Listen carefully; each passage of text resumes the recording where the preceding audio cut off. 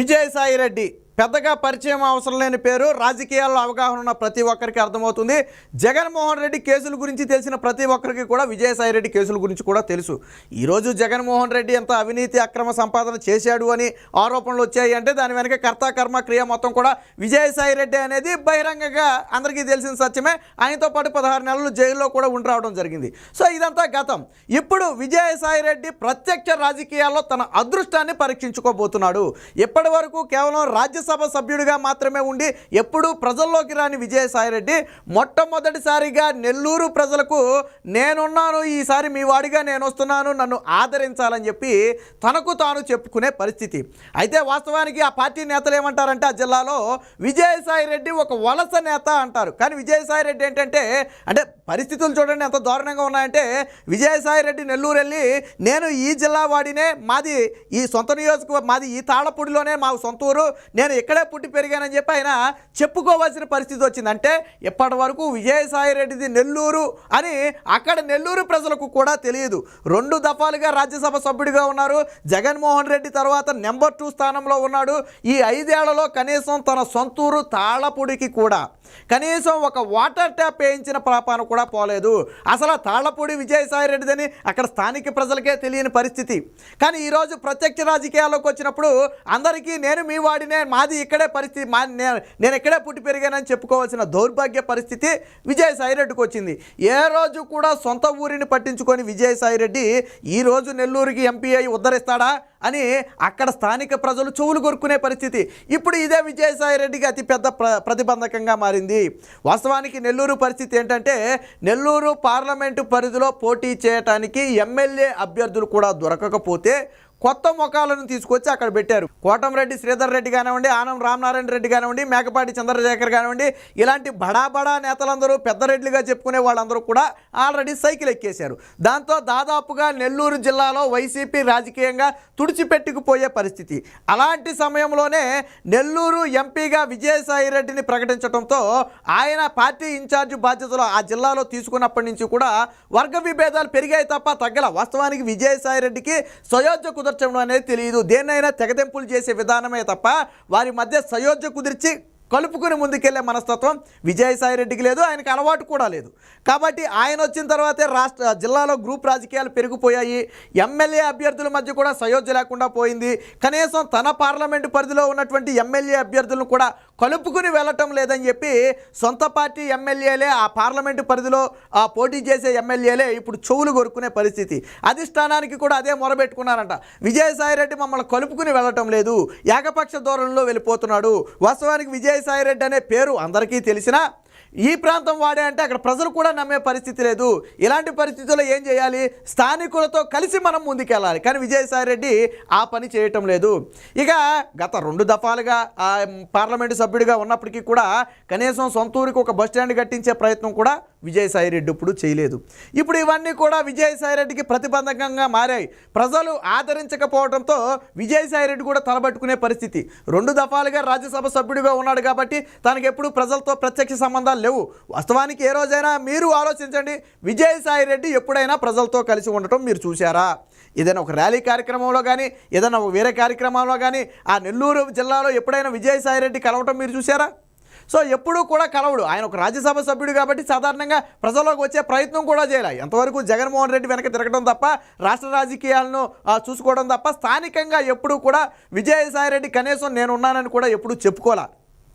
ఎంత పెద్ద వాళ్ళు చాలామంది ఉన్నారు, వేల కోట్లు సంపాదించిన వాళ్ళు చాలామంది ఉన్నారు.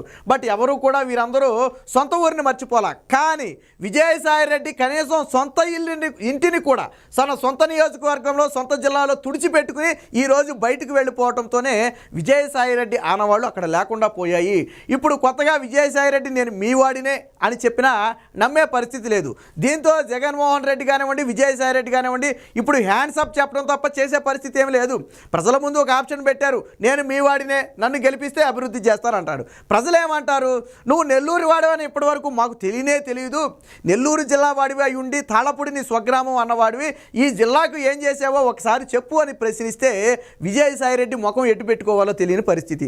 ఎందుకంటే నిజంగానే ఏమీ చేయలేదు. పైగా నెల్లూరు రాజకీయాల్లో వాస్తవానికి ఇంత కకావికలం అవడానికి, వైసీపీలో ఇన్ని విభేదాలు రావడానికి విజయసాయిరెడ్డి దుందుడుకు చర్య ప్రధాన కారణం అని చెప్పి స్థానికంగా ఇప్పటికీ మాట్లాడుకుంటున్నారు. నెల్లూరు జిల్లాలో వైసీపీ ఈ విధంగా డ్యామేజ్ అయిందంటే విజయసాయిరెడ్డి తీసుకున్నటువంటి కొన్ని నిర్ణయాలు ఆ పార్టీ నేతలకు రుచించలేదు. దాంతో ఏం చేశారు, బయటికి వెళ్ళిపోయే పరిస్థితి. మొదటి నుంచి చెప్పేది అదే, విజయసాయిరెడ్డికి సమన్వయంతో కలుపుకుని ముందుకు వెళ్ళటం తెలియదు, ఎక్కడికక్కడ తెగతెంపులు చేసుకోవడమే తప్ప అందరినీ కలుపుకుని ముందుకెళ్లే మనస్తత్వం విజయసాయిరెడ్డికి లేదు. అదే ఇప్పుడు విజయసాయిరెడ్డి కొంప ముంచింది. సో దీంతో ఏంటంటే సరే, విజయసాయిరెడ్డి వాస్తవానికి గతి లేక విజయసాయిరెడ్డిని ఎంపీగా దింపడం జరిగింది. నెల్లూరు నుంచి ఎవరు పోటీ చేయడానికి సిద్ధంగా లేకపోతే గతి లేని పరిస్థితుల్లో విజయసాయిరెడ్డిని రంగంలో దింపాల్సి వచ్చింది. వాస్తవానికి విజయసాయిరెడ్డి కూడా అంత ఆసక్తితో ఏమీ వచ్చినట్టుగా లేడు. వాస్తవానికి నాకు వద్దనే చెప్పుంటాడు నెల్లూరు లాంటి ప్రాంతం.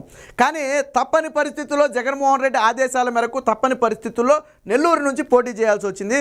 కానీ పరిస్థితులు ఏమీ అంత అనుకూలంగా లేవు. ఎప్పుడైనా ఒకటి గుర్తుపెట్టుకోవాలా, కనీసం మనం ఎంత ఎత్తుకి ఎదిగినా కానీ పుట్టిన నేలను, సొంత ఊరిని మర్చిపోకూడదని చాలామంది చెప్పారు. నేను ఇందాక అదే చెప్పాను, విజయసాయిరెడ్డి కంటే బడా నేతలు ఉన్నారు, చాలా పెద్ద వాళ్ళు ఉన్నారు, పెద్ద పొజిషన్లో ఉన్నవారు, వేల కోట్లు సంపాదించిన వాళ్ళు ఉన్నారు. బట్ వాళ్ళెవరూ కూడా వాళ్ళ సొంత ఊరిని, సొంత గ్రామాన్ని, సొంత వాళ్ళని ఎప్పుడూ మర్చిపోలేదు. కానీ విజయసాయిరెడ్డి ఉన్న ఇంటిని కూడా తుడుచుకుని ఎప్పుడో అక్కడి నుంచి వెళ్ళిపోవడంతో అసలు ఆయన ఆనవాళ్లే అక్కడ లేకుండా పోయాయి. ఇప్పుడు ప్రజలు అవునా ఈయన ఇక్కడ వాడేనా, ఇంతకుముందు ఇక్కడ ఉండేవాడా అని చెవులు కొరుక్కునే పరిస్థితి. ఒక ఆశ్చర్యంగా ఇప్పుడు చాలామందికి ఆయన నెల్లూరులో తాళపూడి ఆయన స్వగ్రామం అని చెప్పి ఎంతమందికి తెలుసు, మీకు తెలియదు కదా చాలామందికి. సో ఎందుకంటే ఆయన ఎప్పుడు అక్కడ లేడు, కనీసం వెళ్ళలేదు. ఒక పండగ కానీ, ఒక పబ్బానికో లేదా ఇంకో కార్యక్రమానికో ఏ రోజు వెళ్ళలేదు.